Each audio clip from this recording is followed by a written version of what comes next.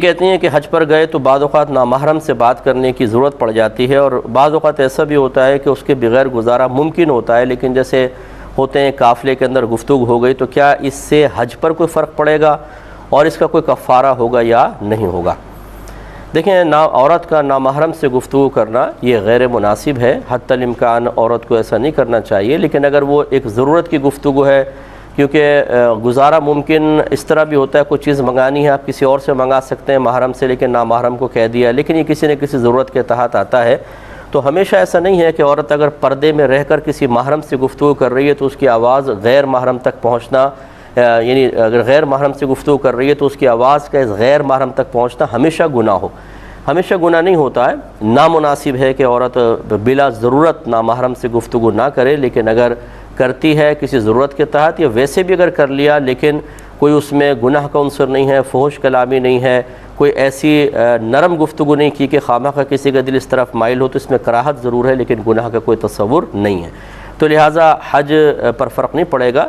اور نہ اس کا کوئی کفارہ ہے۔ ہاں، اتنا ضرور ہے کہ جب آپ کوئی اس طرح بڑی عبادت کریں جو سال میں کبھی ایک دفعہ ہوتی ہے، یا انسان زیادہ خرچ کر کے جیسے عمرہ وغیرہ کے لیے جاتا ہے، تو حتی الامکان کوشش کرنی چاہیے کہ یہ 8 10 دن 15 دن 20 دن، یہ حج پہ جیسے آپ گئے تو 40 دن کا بھی مطلب پیکیج ہوتا ہے، تو ان دنوں میں اپنے آپ کو مکمل طور پہ کنٹرول کر کے رکھنا یہ بہت ضروری ہے۔ پوری زندگی پڑی ہے گفتگو کرنے کے لیے اور دیگر معاملات کے لیے،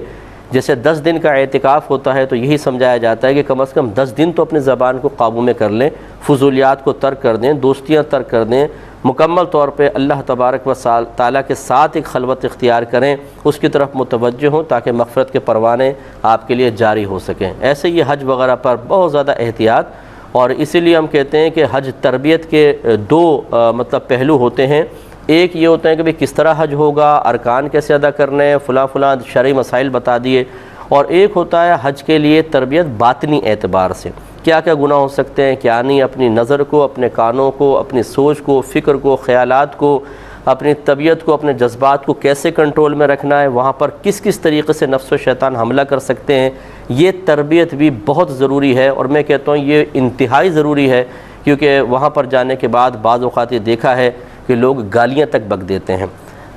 باہم ایک دوسرے کے گریبان پکڑ لیتے ہیں، مار کٹائی تک ہو جاتی ہے۔ وجہ کیا ہے کہ وہ صبر کی تلقین